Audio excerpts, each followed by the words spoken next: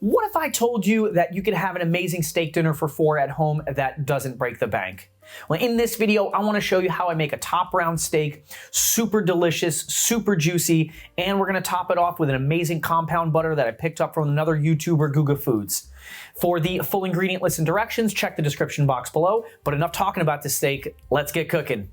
Before we marinate the steak with this simple and delicious marinade, let's take a look at which direction the fibers run on here. You can see them easier when the steak is raw, so keep that in mind before you marinate it and before you cook it, because we're going to want to cut against those fibers when the steak is done.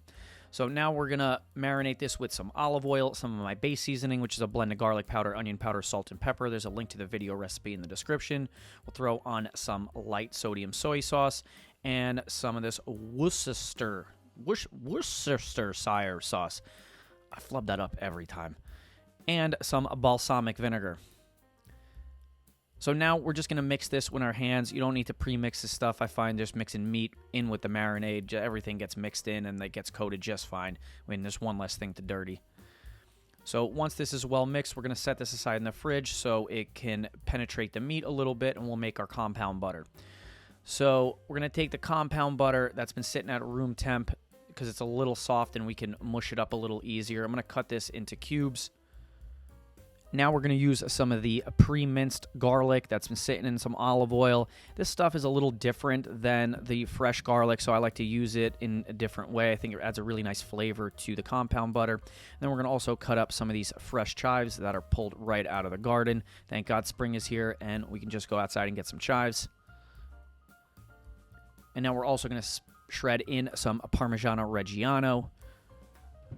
The cheese on meat idea, and I got this recipe from Guga Foods. I recently did a review of his video on the greatest steak he's ever had. This was the compound butter they made in that video.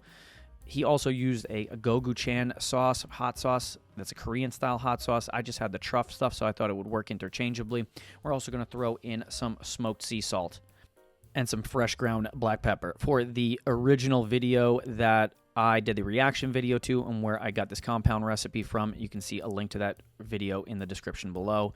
So we're going to go in there and mix it with our hands. At this point, I noticed the bowl I'm using is way too small and I was getting jammed in there, so switch to a larger bowl. Don't be afraid to call audibles in the kitchen. We're all human. We all make mistakes. So now we're going to take this compound butter and we're going to put it on top a piece of plastic wrap, and we're going to try to get the plastic wrap around. You don't have to be super tight right from the beginning. You just got to get the plastic wrap all the way around, and once it's all the way around, the plastic wrap itself will help you form the salami type shape that we're going for. So I'll get it nice and tight around the outside, then I'll squeeze it in from the edges, and once I get this tight enough, we'll roll the outsides, and that'll push the butter out from the outside to the inside, and we'll get a really nice uniform shape here. Once this plastic is secure, we're going to throw this in the fridge to let it cool down and get nice and solid so we could slice it and put it on top of the steak. So now that our steak's been marinating, let's head to the stove. We're going to heat my biggest cast iron pan. This is a 15-inch cast iron pan over a medium-high heat because I want to get a good sear on the outside of this meat. The meat's going to get finished in the oven. This would also be a great time to preheat your oven to about 375, 400. So now in this hot pan with a little bit of olive oil, we're going to sear both sides. We may have to go back and get the other side, as this is a pretty lean piece of meat, so it's not going to render a lot of fat into the pan. So leaner cuts tend to be browned better when you flip them more often, as opposed to fattier cuts like a ribeye, which you just want to sear one time on one side, one time on the other, because that's going to release a lot of fat. So once we got decent color on here, you can see that brown, beautiful color. That's flavor, baby. We're going to check our temperature, and you can see that we're really far away from internal temperature, and I got to change the batteries on this thermometer. Please remind me later. We're going to take the whole cast iron pan and the steak. We're going to throw it right in the preheated oven, and we're going to throw it in there for anywhere between 10 to 15 minutes until it reaches an internal temp of 120 to 130. When it reaches that 120 to 130, it's probably closer to a medium, and that's where I think that this steak cooks very nicely and eats really nicely.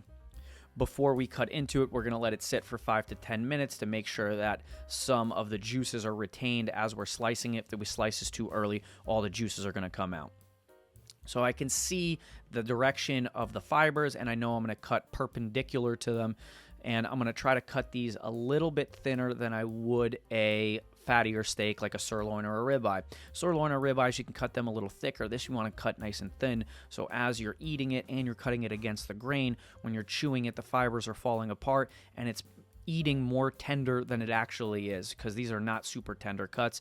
So it's the attention to detail that gets you a little bit of tenderness that makes you think that you're not even eating a cheap steak, that this is actually a really expensive one.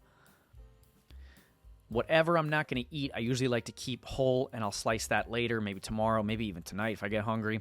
We're going to transfer the cut pieces over to our serving platter, and then we're going to take that compound butter that's a little bit more solid that's been sitting in the fridge. We'll put it right on top of the steak, and if the heat from the steak doesn't melt it fast enough, we can throw it in the oven, or you could take out a kitchen torch and just loosen up that butter a little bit. If you don't have a kitchen torch, I highly suggest getting one. They're super cheap, super useful, and they're fun to use. Got to make cooking fun. And now look how delicious this steak looks. We'll sprinkle a little bit of parsley on top just to let you know that we're getting fancy, but not too much. It is a steak. This thing looks and smells absolutely delicious. This is about as cheap and delicious as you could possibly get for a piece of beef. I am super pumped to try this steak. This is not a pricey steak, but it smells absolutely unbelievable. And that compound butter we made, thanks Guga Foods, is gonna be a really, really, really amazing addition to this. I can't wait to try it. First, let me show you some pieces. I mean, this is cooked to a really nice medium rare, maybe medium.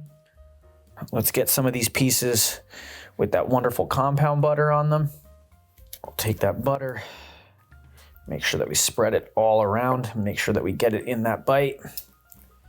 Oh man, I am really excited to try this steak. I've been thinking about this all day.